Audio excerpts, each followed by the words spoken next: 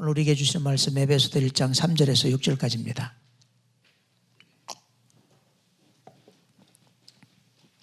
에베소서 1장 1절에서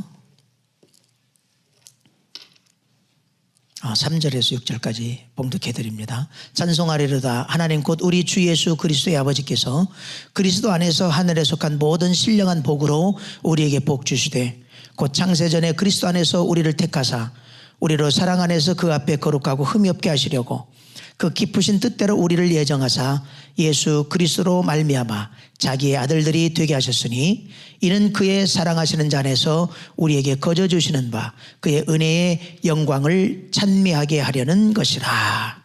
아멘. 우주의 역사도 인간의 역사도 모든 것은 우리가 알지 못하는 하나님 나라에서 시작되었습니다. 하나님 나라에서 하나님은 예수님과 성령님과 함께 인간 창조를 계획하셨고 또 창조하시기 전에 인간에게 모든 하늘의 신비한 아름답고 놀랍고 세상의 것들과 비교할 수 없는 모든 복들을 다 이미 주셨다라고 3절은 이야기합니다.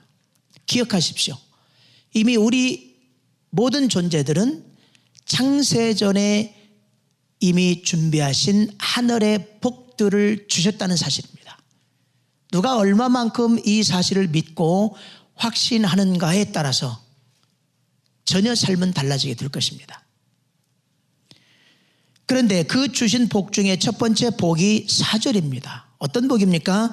이 우주를 만들기 전에도 예수 안에서 모든 인간들을 거룩하고 흠없는 존귀한 자로 선택하셨다는 사실이에요.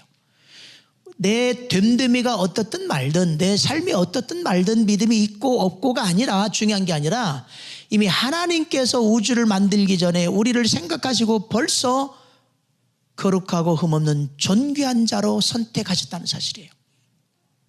이 사실을 우리는 믿고 있지만 세상 사람들은 믿을 수가 없는 거예요. 안 믿어지죠. 여러분, 이것이 믿어지고 이 사실이 믿음으로 확신된다면 그게 복이라는 거예요. 왜 복입니까? 하나님께서 인정하신 진짜 나예요. 진짜 나. 어떤 때 분노하고 어떤 때 넘어지고 어떤 때 못된 짓 하고 이런 것은 여러분의 모습일 뿐이에요. 어떤 한 순간의 모습이에요. 그게 여러분의 진짜가 아니라 그것 말고 하나님께서 진짜 너는 영원히 변하지 않는 거룩하고 흠없는 존귀한 자야라고 하는 정체성, 그래서 복이 되는 거예요. 여러분, 어렵고 힘들 때마다 또는 약해질 때마다 나는 거룩하고 흠없는 존귀한 자녀라고 고백을 해보십시오. 그리고 그 모습 갖고 하나님 앞에 나가보십시오. 이 정체성은요, 어떤 조건이 있어도 주었던 것이 아니라 그냥 처음부터 주었다니까요. 선물로 주었어요. 그래서 복인 것입니다. 이 정체성이 여러분의 신앙과 삶을 지켜주는 기둥이 될 것입니다. 이 정체성의 확신을 믿음으로 누려야 된다는 사실입니다. 자꾸만 나는 이런 사람이야 라고 기도하면서 어떤 상황에서도 고백하고 자꾸 말하면서 나아가야 됩니다. 누려야 되는 겁니다. 그리고 나는 이 정체성의 존재로 살겠다라고 하는 결단도 있어야 돼요. 나는 이 거룩하고 흠없는 자로. 지난번에 말씀드렸지만 거룩하고 흠없는다는 말이 내가 죄 안 짓고 흠이 없다는 말이 아니라 완전하게 구별됐다는 뜻이에요. 완전하게 구별됐다. 어떻게 해요? 우주와 구별했어요. 모든 피조물과 구별했고 천사들과도 구별했고. 어떻게 구별했다고요? 하나님의 형상으로 만들어졌다. 이 구별이에요. 하나님 안에서요. 완전하게 너는 구별된 존재로 내가 너를 선택했다는 거예요. 이거예요. 잘하고 못하고 대한 이야기가 아니에요. 윤리 도덕적으로 나쁜 짓 하고 안 하고 차원이 아니라 너는 내가 우주의 어떤 것들보다 귀하게 구별하였다, 그거예요. 이게 우리의 정체성이 되어야 되는 겁니다. 그게 나예요. 여러분이에요. 때로는 나의 못된 것, 성품 기질 때문에 고민하고 좌절하지만 그것은 여러분의 순간 모습이고 그게 여러분 아니라니까요. 여러분은, 저와 여러분은, 하나님 주신 정체성은 완전하게 구별된 자예요. 처음부터 그렇게 선택하셨다는 이 사실이 여러분에게 복이고 실제 누림이 될 수 있기를 바랍니다. 우리가 이 믿음의 결단으로 그래 이렇게 말씀하셨으니까 나는 이렇게 믿고 살아갈 거야. 이게 바로 순종이에요. 그래요. 하나님이 이렇게 나를 어마어마한 존재로 만들어 주었구나. 내가 믿고 살아갈 거야. 이게 순종이라니까요. 이 순종을 가지고 살아가게 될 때 복이라고 하는 것은 당연히 따라온다니까요. 나는 이 존재구나. 거룩하게 구별된 존재구나. 이걸 순종하고 살아갈 때 어떻게 된다고요? 지난주에 말씀 나눴던 것처럼 아브라함에게 약속했던 방패가 또 아브라함에게 약속했던 상급이 하나님 자신으로 우리에게 오는 거예요. 지금까지 우리가 무엇을 하고 어떻게 살고 어떻게 되면 복이 임한다고 했는데 그것은 기복이고 신앙이 아니라니까요. 잘못된 겁니다. 그냥 우리가 이 존재됨을 순종하며 갈 때 하나님께서 방패가 되어주시고 상급으로 임하는 복이 우리에게 나타납니다. 또 그것만이 아니죠. 우리가 살펴봤지만 야베스 보십시오. 나는 고통스러운 존재인가 보다. 고통스럽게 어렵게 살아가야 되는가 보다. 그러나 어느 날 존귀한 자임을 깨달았습니다. 그리고 고백합니다. 하나님 복의 복을 주셔야 되겠습니다. 어떤 복을요? 내 지경을 이제는 삶의 모든 지경을 넓혀 주셔야 되겠습니다. 그리고 지금까지 내 힘으로 살았는데 이제 하나님 직접 손길로 이끌어 주셔야 되겠습니다. 그리고 또 하나 내가 근심으로 살았는데 이 모든 근심을 거두시고 평안으로 이끌어 주는 복을 주십시오. 하나님이 그렇게 하였더라. 이런 복이 여러분에게 꼭 넘쳐나기를 바랍니다. 두 번째 주신 복이 무엇이었습니까? 5절이었습니다. 그 기쁘신 뜻대로 미리 정하사 예수 그리스도로 말미암아 자기의 아들들이 되게 하셨다. 자기의 자녀들이 되게 했다는 겁니다. 여기서 아들들, 이 말은 자녀들이라는 말이고 자녀들 하다 보니까 공동체를 이야기합니다. 한 명이 아니라 두세 명 이상이 모인 공동체예요. 아들들이 되게 하셨다라고 하는 말은 한 가족 공동체가 되게 하셨다. 그거예요. 아들들이면 가족이죠. 아들, 딸이면 아버지 있고 가족이잖아요. 그 한 가족 공동체가 되셨다라고 하는 그런 말입니다. 근데 보십시오. 거룩하고 흠없는 존귀한 자로 선택하고 그들을 영원히 하나님과 함께 살 수 있는 가족 공동체로 미리 다 정해 놨다. 이 사실을 하나님의 미래를 싹 보셨어요. 미리 본다는 뜻에서 비전이에요. 그래서 이것이 하나님의 비전이 되는 것입니다. 이 5절 하나님의 비전. 언젠가 예수님이 이 땅에 왕으로 오시게 되면 하나님 나라가 완성되게 됩니다.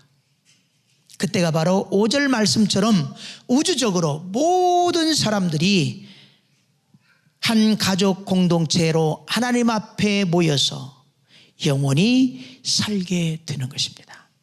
이것이 바로 하나님의 비전이에요.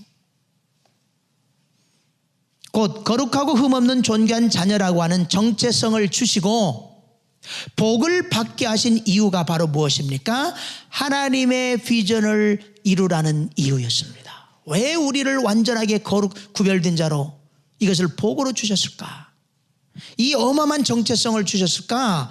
그 이유는 하나님의 비전을 이루라는 겁니다. 그렇기 때문에 이 정체성, 나는 하나님 앞에 거룩하고 흠없는 존귀한 자라고 하는 이 정체성을 가지고 있는 사람들은 당연히 삶의 목적을 가질 수밖에 없는 거예요. 그렇기 때문에 내가 예수를 믿어서 그리스도인이 되었다라고 한다면 예의 없습니다. 예의가 없습니다. 그가 믿음이 있든 없든 상관없습니다. 자기들 생각이고 하나님의 생각은 뭐예요? 예수 그리스도를 믿는 그리스도인이라고 한다면 예의 없이 하나님께서 주신 정체성을 가지고 있고 그 정체성으로 하나님의 비전을 이루는 목적을 가진 하나님의 동역자고 하나님이 인정한 정직이라는 거예요. 여러분, 우리가 신앙하면서 이런 어마어마한 존재됨을 발견하고 그런 사실을 믿고 가야 되는데 우리 이런 건 관심 없어요. 별로. 죽어라고 내가 노력해서 살아가고 어떻게 해보려고 하는 이 잘못된 율법에 묶여 살아가더라는 거예요. 이 어마어마한 하나님 앞에서 그분이 인정해 준 존재로 살아가고자 할 때 바로 그때 하나님이 이미 약속하신 복들이 우리에게 임하고 우리의 삶이 펼쳐지게 되더라는 겁니다. 분명히 나는 예수 그리스도를 믿음으로 하나님 주신 정체성을 가지고 하나님의 비전을 이루는 목적 있는 존재구나. 그런데 우리는 그렇게 생각 않잖아요. 삶의 목적 뭐예요? 다 잘 먹고 잘 사는 거, 뭐 이루어가는 거. 성경이 그런 목적 준 일이 없습니다. 우리에게요. 이 비전을 이루어 가려고 할 때 주어지는 것들이지요. 그래서 4절 5절을 다시 풀어 쓰게 되면 이렇습니다. 하나님은 장세전에 예수 안에서 거룩하고 흠없는 자들을 선택하셨습니다. 그리고 그 선택받은 자들을 모두가 하나님의 한 가족 공동체가 되어서 영원히 살도록 미리 정해 놓으셨습니다. 그것이 하나님의 기쁘신 뜻입니다. 그거예요. 하나님의 기쁘신 뜻은요, 여러분 우리가 뭘 잘하고 어쩌고 해서 그것이 하나님 기쁨 되는 것이 아니라 가장 최고의 기쁨은 이 하나님의 비전을 이루는 거예요. 기쁘신 뜻이에요. 창세전에 우주를 만들기 전부터 기쁜 뜻으로 정해놨어요. 이것이 우리의 목표가 되어야 되는 거예요. 삶의 목표요. 하나님께서 그렇다면 왜 인간을 예수 안에서 거룩하고 흠없는 존귀한 자로 선택했는가? 다시 질문합니다. 우리가 잊어서는 안 되는 중요한 질문이기 때문입니다. 예수 안에서 모두가 하나님의 한 가족 공동체가 되어서 하나님과 함께 영원히 살게 되는 기쁘신 뜻을 이루기 위함입니다. 이것이 바로 그리스도인들, 정체성을 가진 자들의 삶의 목적입니다.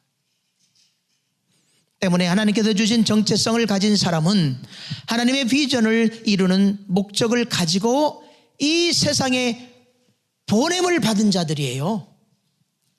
여러분, 그냥 이 세상에 태어난 게 아니고 엄마 아빠가 결혼해서 어쩔 수 없이 태어난 존재가 아니고요, 정말 하나님께서 이 어마어마한 비전을 이루라고 복까지 주어서 보냄을 받은 사람들, 여러분이 바로 그 존재입니다. 이런 사실 구약을 통해서 알 수 있습니다. 대표적인 사람이 바로 기드온입니다. 아브라함의 후손으로서 어마어마한 정체성과 복을 물려받아야 될 이스라엘 백성들 보십시오. 하나님께 불순종하면서 타락하기 시작합니다. 하나님 침묵하시기 시작했습니다. 사실 이스라엘은 오랜 시간 동안 불순종했기 때문에 아브라함으로부터 내려온 이 정체성을 잊었습니다. 그리고 당연히 물려받아야 될 복들도 상실했습니다. 그럴 수밖에 없었습니다.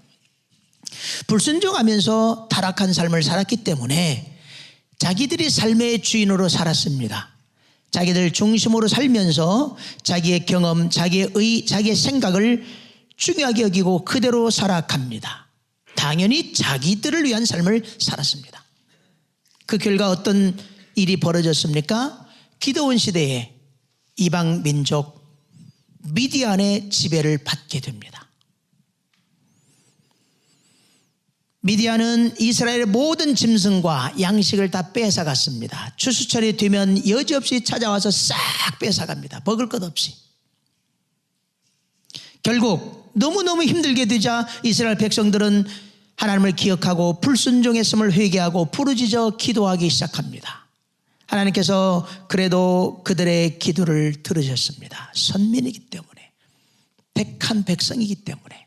여러분, 거룩하고 흠없는 존귀한 자라는 정체성이 얼마나 중요한 줄 아십니까? 여러분은 아무리 타락하고 넘어졌다 해도 이미 선택한 존재이기에 하나님 앞에 갈 때에, 회개하고 갈 때에 얼마든지 하나님 또 여러분의 기도를 들어주신다는 사실이에요. 하나님께서 그들의 기도를 들었습니다. 그리고 어느 날 미디안 사람들 모르게 포도주 틀로 밀을 추수하던 기드온의 앞에 하나님의 사자가 나타났습니다. 사사기 6장 12절이죠. 다짜고짜 나타나자마자 다짜고짜 기드온에게 큰 용사여 여호와께서 너와 함께 하신다 말씀해 주었습니다. 그러자 기드온 깜짝 놀라면서 이야기합니다. 하나님이 우리와 함께 하신다면 어찌 선택받은 우리 이스라엘이 이렇게 어렵고 힘들게 미디안의 지배를 받으며 살아야 합니까? 가끔 우리 안에 있는 질문 아닙니까? 우리가 예수 믿고 신앙생활하는데 왜 우리는 이렇게 어렵고 힘들게 살아가야 합니까? 왜 염려와 걱정과 근심으로, 왜 고통으로, 가난으로, 무지함으로 살아가야 합니까? 우리도 그렇게 하나님 앞에 나아갑니다. 이어서 또 기드온은 탄식하며 하나님 그 천사에게 이야기합니다. 우리 조상들이 하나님의 큰 은혜와 복을 받아서 이적과 기적을 통해 애굽으로부터 해방되었다고 분명히 들었습니다. 홍해바다도 가르고 구름기둥 불기둥 다 들었습니다. 반석을 쳐서 물이 나온 것도 그 이야기도 들었습니다. 그런데 지금 우리는 무엇입니까?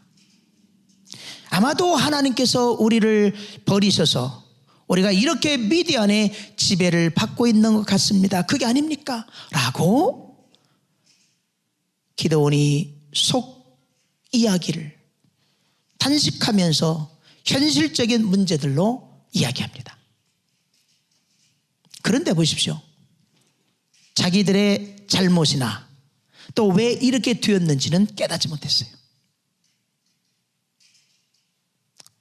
우리도 마찬가지입니다. 때로는 우리가 하나님 앞에 우리 자신을 돌아보면서 어떤 존재로 살아가고 어떤 믿음으로 하나님 앞에 나가고 있는지 따져보지도 않고 무조건 하나님 우리 왜 내가 이래야 됩니까? 라고 그렇게 따지죠. 그런데 보십시오. 하지만 하나님은 기드온의 한탄과 질문에 대꾸도 하지 않았습니다. 어쩌고 막 얘기했는데 하나도 대꾸하지 않고 싹 치워버렸어요. 그리고 당신의 말씀만 하십니다. 큰 용사여 너는 가서 너의 힘으로 이스라엘을 미디안 손에서 구원하라. 그래서 내가 너를 이 세상에 보낸 것이 아니냐 라고 잘라서 이야기해요. 어쩌고 저쩌고 했던 내용들에 대해서는 하나도 답변도 안 해주시고 이런저에 다 잘라버리고 대꾸도 안 하시고 큰 용사야 너는 이제 너의 힘으로 이스라엘을 미디안 손에서 구원하라. 그래서 내가 너를 세상에 보냈다. 그러자 기도는 이제는 더 구체적이고 현실적인 문제를 가지고 하나님 앞에 따집니다. 그게 이사야 6장 15절입니다. 우리 집안은 우리 가문 중에서 가장 형편없습니다. 극히 약하고 약합니다. 심지어 그 중에서도 우리 가문 중에서 우리 집안이 제일 약한데 우리 집안 중에서도 내가 제일 능력이 없고 작은 자입니다. 하나님 말씀이 안 되죠. 어떻게 가장 형편없고 별 볼 일 없는 작은 자인 나에게 그런 이야기를 하십니까? 그때 하나님께서 이야기하십니다. 내가 반드시 너와 함께하리라. 너가 미디안 사람 치기를 한 사람 치듯 하게 하리라 라고 약속해 주었어요. 놀라운 말씀이었습니다. 그런데 생각을 해보십시오. 평생 동안 자기를 위해서만 살아왔는데 자기의 의를 가지고 자기 중심으로 자기가 주인 되어서 자기의 삶을 살아왔는데 갑자기 뭐예요? 이제 너의 삶이 아니라 남을 위한 인생을 살라고 말씀하시니 기가 막힐 노릇이에요. 남을 위해서 살라고 하니 얼마나 놀라운 일이에요. 어찌그저찌 하는 것 말고 평생 동안 나 먹기 위해서 죽어라고 살아왔는데 이제 그거 그만하고 네 백성들을 위해서 살아라. 저들을 구원해라. 남을 위해서 살라고 말씀하십니다. 얼마나 기가 막혔을까요?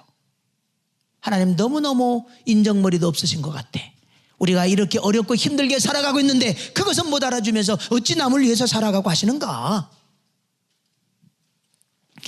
이 기도원의 이야기를 통해서 우리는 중요한 메시지 두 가지를 발견하게 됩니다. 마음에 꼭 새길 수 있기를 바랍니다. 첫 번째, 누구에게든지 하나님께서 주신 삶의 목적이 있음을 확신해야 된다는 거예요. 여러분, 사람들은요, 아니 우리 그리스도인들조차도 하나님께서 인정해 주시는 진짜 자기의 존재인 정체성을 모른다는 사실이에요. 우리 그리스도인들조차도요. 하나님께서 주신 이 어마어마한 정체성을 모르기 때문에 무슨 일을 해야 하는지도 모르는 거예요. 그렇기 때문에 하나님께서 원하시는 하나님의 깊으신 뜻이라고 하는 이 어마어마한 비전이 내 앞에 있는지도 몰라요. 그것 때문에 나를 이 세상에 보내셨다는 사실도 모르는 겁니다. 그러니 어떻습니까? 하나님이 정해주신 삶의 목적도 모른 채 내 꿈만 이루어 가려고 하는 거예요. 내 꿈만 이루어 가려고 하다 보니 그것을 이루기 위해서 수단과 방법을 가리지 않습니다. 그리스도인인데도 불구하고 때로는 불법도 저지르고 타협도 합니다. 인간적인 방법으로 욕심을 내서 그곳으로 달려가는 거예요. 그리고 우리는 그것을 보고 정말 잘했다, 은혜 받았다라고 평가해 주고 있다는 겁니다. 기가 막힐 노릇이에요. 미안하지만 타락입니다. 이것은요. 기도원을 보십시오. 걸리면 죽을지도 모릅니다. 먹고 살아야 되기 때문에 속임수를 쓴 거예요. 밀을 타자가면 기도원이 와서 또 먹을 양식을 다 뺏어갈까 봐 포도주 짜는 것처럼 사기를 쳐가지고 안 뺏기려고 밀을 타자가고 있었단 말이에요. 걸리면 죽어요. 걸리면 죽을지도 모르는데 미디안의 눈을 통해서 밀을 타작함으로써 먹고 사는 문제에 기도는 목숨 걸고 살았어요. 지금요. 우리가 볼 때는 그냥 사건 같지요. 천만에요. 목숨 걸고 먹고 살아야 돼요. 기도는 지금요. 죽느냐 사느냐예요. 이거 한 번 하다 걸리면 죽어요. 목숨 걸고 자기를 위해 살았어요. 지금요. 자기를 위해서 먹고 사는 것에 대해서 기도는 아주 용감하고요. 담대하고 두려움이 없었습니다. 그러니까 목숨 걸고 이렇게 하고 있잖아요. 지금요. 내 것을 위해서는, 내 먹고 사는 걸 위해서는 목숨 걸고 용감하고 담대하고 두려움이 없었습니다. 사실요, 기도원도 마찬가지입니다. 지금 자기가 누군지 몰랐습니다. 자기의 정체성이 누군지도 몰랐고 그래서 어떤 삶을 살아야 되는지도 몰랐습니다. 그러니 미디안에게 계속 당하면서도 일어나 싸울 생각을 못합니다. 현실적으로 불가능한 일이라고 생각만 할 뿐입니다. 엄청난 정체성을 가지고 있는데도 불구하고 하나님의 뜻을 이루는 목적 있는 존귀한 존재인 것을 전혀 몰랐습니다. 얼마나 안타까운 일일까요? 여러분, 오늘날 우리도 똑같습니다. 하나님께서 우리에게 어마어마한 정체성을 주었는데, 그리고 하나님의 놀라운 비전까지 주었는데, 그리고 그것을 이룰 수 있는 복까지 주었는데 우리는 지금까지 나를 위해서만 살았습니다. 내가 주인되어서 내 중심으로 내 생각, 내 계획, 내 의로 살아왔던 우리들입니다. 그것을 위해서 우리는 전력해 나갑니다. 온 힘을 다해서 나가기도 합니다. 당연히 그래야 되겠죠. 그러나 그리스도인들 삶에는 그게 우선이 될 수 없다는 거였습니다. 하나님의 비전을 이루고자 하는 목적이 있었다는 거예요. 기드온이 진짜 자기의 존재를 몰랐던 것처럼 우리도 창세 전에 하나님께서 예수 안에서 거룩하고 없는 존귀한 자로 선택받은 복된 존재란 정체성을 지금까지 모르고 살아왔습니다. 그 정체성을 몰랐기 때문에 하나님의 기쁘신 뜻을 이루려고 하는 목적 있는 존재인지도 몰랐습니다. 당연하죠. 자기를 위한 삶, 자기의 행복을 이루고 우리 가정, 내 관련된 모든 것들을 이루기 위해서 정신없이 살아왔습니다. 정체성을 모르면 삶의 목적도 모릅니다. 왜요? 하나님께서는요, 처음부터 창세 전에, 오늘 말씀 4절 5절을 보십시오. 처음부터 창세 전부터 정체성과 목적을 하나로 묶어 놓았기 때문이에요. 정체성이 없으면 목적이 없는 것이고요. 그렇잖아요. 아무리 정체성이 있어도 목적을 잃어버리면 아무 의미가 없다는 거예요. 우리가 이 정체성을 확실할 때, 하나님께서 인정해 주신 나는 이 사람이야, 이 존재야. 이 정체성을 확신할 때, 만약에 여러분이 나는 이런 존재라고 하는, 이 거룩과 구원은 존귀한 자라고 하는 이 정체성이 확신될 때, 당연히 이렇게 만드신 이유는 하나님의 기쁘신 뜻을 이루는 목적이 나에게 있다. 어떤 목적이에요? 하나님의 비전을 이루려는 목적. 하나님께서 기도원에게 큰 용사라는 정체성을 알려주시고, 그리고 해야 될 일을 말씀해 주는 겁니다. 그게 지금 기도원의 목적이 되는 거였어요. 단순히 그냥 너 큰 용사야 하고 끝난 게 아니었어요. 큰 용사라고 불러주시고, 왜요? 용사로서 해야 될 일이 있었기 때문이었습니다. 그게 무엇이었습니까? 너를 위해서 그만 살고 네 민족을 이제 구원하라 했어요. 결국 기도원은 정체성을 가지고 하나님의 기쁘신 뜻을 이루는 삶의 목적을 발견하고 하나님께 삶을 드리고 헌신합니다. 그날부터 포도주 틀에서 밀을 타작하는 일을 그만두고 이제 하나님 앞에 서서 그 일을 하려고 작정합니다. 여러분, 우리 모두는 예수 그리스도를 구주로 믿는 순간 예수님의 소유가 되었습니다. 그래서 우리의 삶의 주인은 내가 아니라 예수님이라는 거예요. 그런데도 우리는 지금까지 이 어마어마한 말씀에 대한 불순종으로 우리가 주인 되어 살아왔습니다. 회개한 일이 없잖아요. 이 어마어마한 불순종인데. 예수는 우리의 주인이고 전부입니다. 우리는 예수님의 것입니다. 그 예수님은 우리가 하나님의 뜻을 이루는 목적 있는 존재로 살아갈 수 있도록 십자가에 피 흘려 주심으로 우리를 완전하게 거룩한 자, 완전한 의인, 완전하게 서른 피조물로 이미 만들어 주셨다는 사실이에요. 창세전에 이미 선포하셨던, 계획하셨던 하나님의 비전, 그것이 예수 그리스도께서 이 땅에 오셔서 피 흘려 죽으시고 우리를 완전하게 거룩한 자, 완전한 의인, 완전한 새로운 피조물, 바로 창세전에 선포하셨던 그대로 다시금 우리를 만들어 주셨다는 겁니다.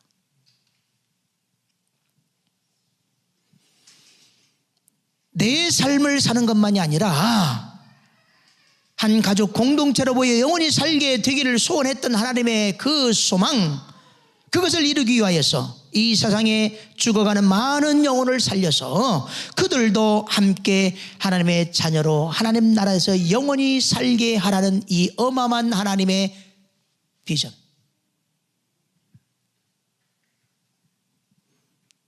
그것이 여러분 삶의 목적으로 와 있음을 잊지 마십시오. 그것을 이루도록 하기 위하여 여러분들을 이 세상에 보내주셨다는 사실입니다. 나 하나 잘 먹고 잘 살게 하라는 것이 아닙니다. 물론 앞으로 또 계속 나오겠지만, 말씀이 나오겠지만요, 오늘은 여기까지입니다. 이 부분은 영원한 하나님의 비전이 나에게 있고 그것을 이루고자 하는 목적이 나에게 있음을, 그리고 이것을 믿음으로 가지고 살아가게 될 때 아브라함을 따랐던 복이 우리 뒤를 알아서 자동으로 따라올 것이고, 그것으로 우리는 세상을 섬기게 되고 그 죽어가는 영혼을 섬기게 되는 것입니다. 그러한 은혜와 복이 우리 모두에게 있기를 바랍니다. 두 번째 발견해야 될 메시지가 있습니다. 그것은 자기 삶의 목표를 분명히 해야 된다는 겁니다. 내 삶의 목표 그리고 목적이 있음을 알아야 된다는 거예요. 우리의 삶의 목적은 모든 사람이 예수를 믿어 하나님과 함께 영원히 사는 하나님의 비전을 이루는 것이라고 계속 말씀드립니다.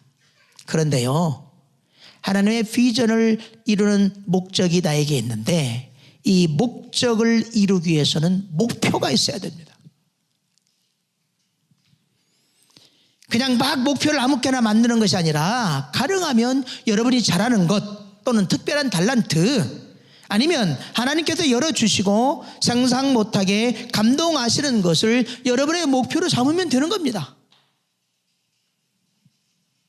물론 기도원처럼요, 자기의 목표가 무엇인지 자기의 목적이 무엇인지 전혀 모르는 사람들도 많이 있습니다. 여러분 물어보게 되면 목표가 뭐냐 하면 대부분이 말하지 못합니다.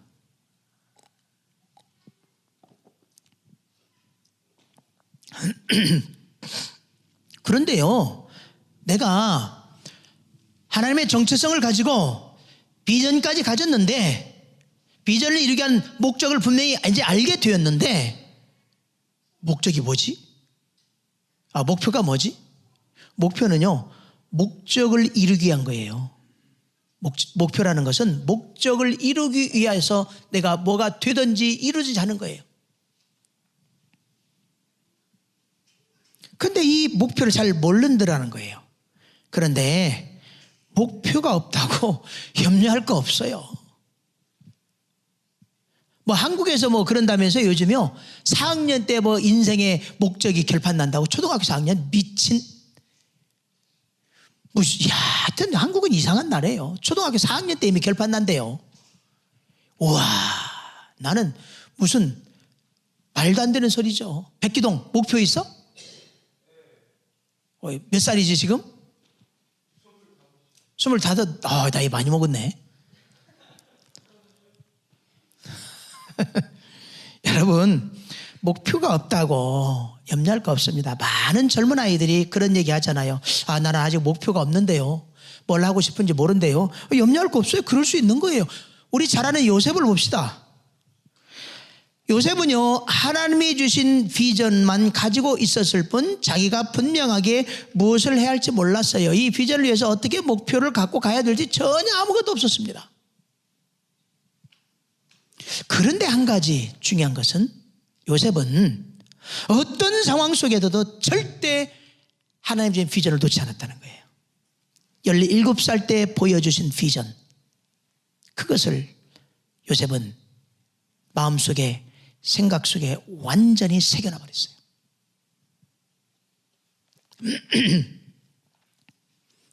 그리고 이 비전이 언젠가는 이루어질 텐데 분명히 이루어진다, 그때까지 기다리자고는 확신도 있었습니다.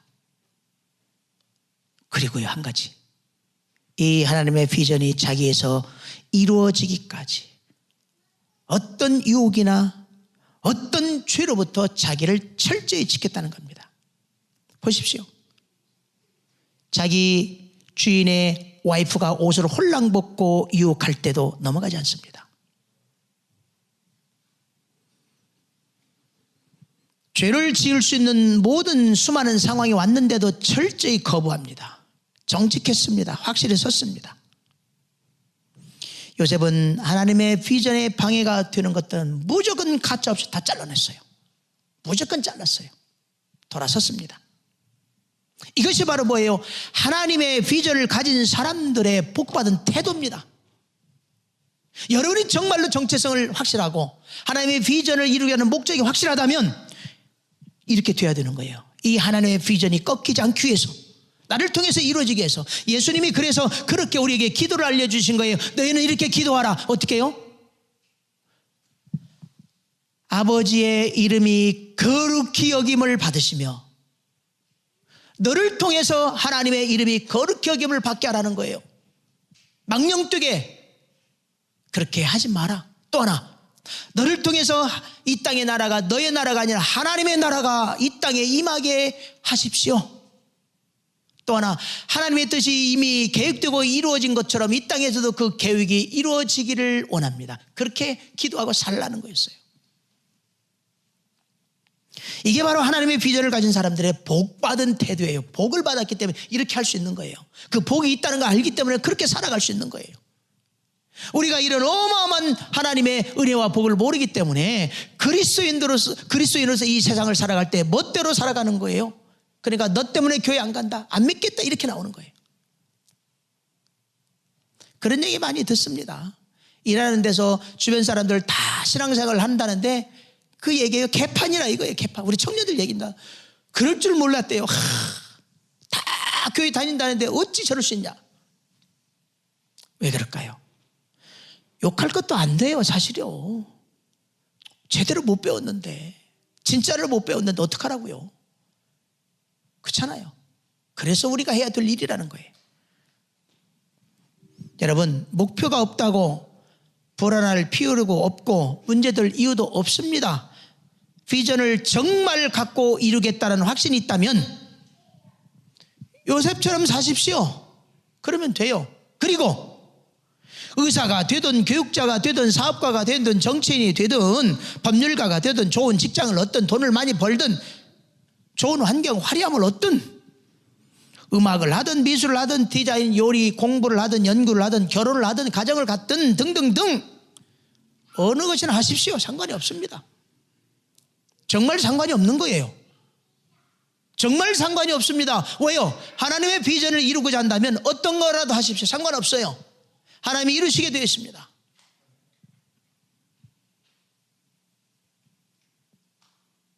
목표를 정하였다면 단 죽어라고 그 목표를 향해서 최고의 노력과 최고의 땀 흘림, 수고와 연구, 온 힘과 능력 모든 걸 총동원해서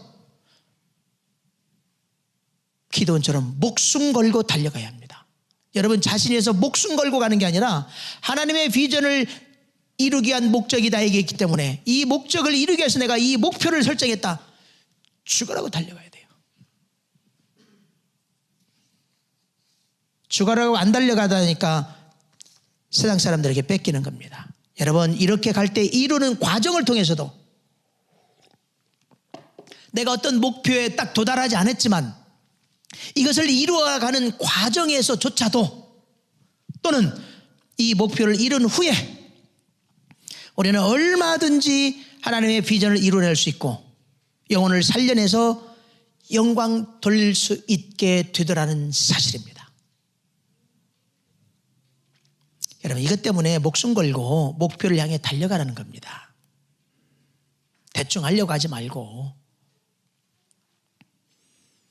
큰 용사라고 하는 정체성을 기도원에게 알려주시면서 그 정체성을 가지고 해야 할 사명도 분명히 주었습니다. 이것 때문에 내가 너를 세상에 보냈다.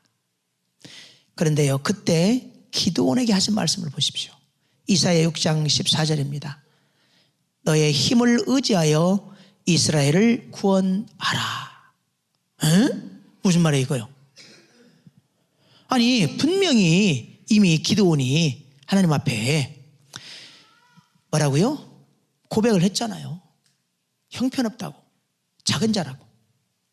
그러면 진짜 하나님께서 기드온에게 네 힘을 의지해서 미디안을 물리쳐라, 그 말이었을까요? 분명히 문장상으로는 그게 돼 있어요. 너가 너의 힘을 의지해서 이스라엘을 위하여서 미디안을 물리쳐라, 구원하라. 진짜 네 힘을 의지해서 하라고 그랬을까요? 아니죠. 기드온은 힘도 능력도 없고 무능하다고 이미 하나님 앞에 정직하게 고백했어요. 그런데도 이 말씀을 하셨단 말이에요. 분명히 난 할 수 없습니다, 못합니다, 자신이 없고 능력도 없습니다 했는데도 하나님은 그 말을 상관하지 않고 또 이렇게 얘기를 하셨어요. 네 힘을 의지해서 구원해라. 이렇게 말씀하신 이유가 무엇일까요? 하나님이 주신 정체성을 확신하고 하나님의 비전을 이루려고 목적을 갖고 그 목적을 이루려고 목표를 향하여 나아가는 사람들은 하나님께서 책임지시고 능력을 주시든 지혜를 주시든 힘을 주시든 해서 분명히 그것을 이루어 주겠다는 약속입니다. 내가 목표를 설정하지만 그것이 정당하게 하나님의 목적을 위한 것이라면, 나는 이 목표를 이룰 힘도 없고 능력도 없고 여건도 안 되지만 분명히 하나님께서 네가 그렇게 할 수 있도록 모든 것을 주어서 이루게 하겠다는 약속이에요. 아니, 이건 그냥 공짜로 주는 거잖아요.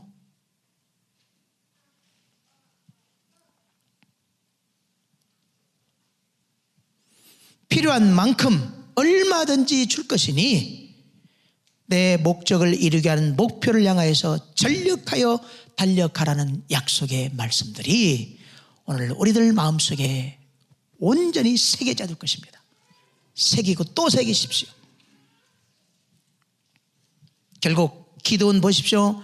하나님 지혜와 그 주신 힘으로 300명의 준비된 자들과 함께 미디안 족속 전체를 무너뜨리고 이스라엘을 구원하게 됩니다. 그 과정을 보십시오. 자, 이제 기드온이 깨닫고 나서 백성들을 모았습니다. 우리가 이렇게 살면 안 되겠다. 모아라. 전쟁을 일으켜서 저 미디안을 내쫓아버리자. 몇 명이 모였을까요? 처음에요. 32,000명이 모였습니다. 하나님이 말씀하십니다. 너 저들로서는 절대 미디안을 이길 수 없다. 안 된다. 두려운 마음이 있는 사람, 억지의 마음이 있는 사람 다 돌려보내라. 22,000명이 돌아갑니다. 10,000명 남게 돼요. 기가 막힐 일이죠. 10,000명이 남았으면 또 하나님이 이야기하면 안 돼. 저들로 미디안을 이길 수 없다. 왜요? 지들이 숫자가 많아서 이겼다고 할까봐, 지들이 이겼다라고 할까봐 안 된다. 그러니 돌려보내라 해 또. 기가 막힐 일이에요. 하나님 다 하셨습니다.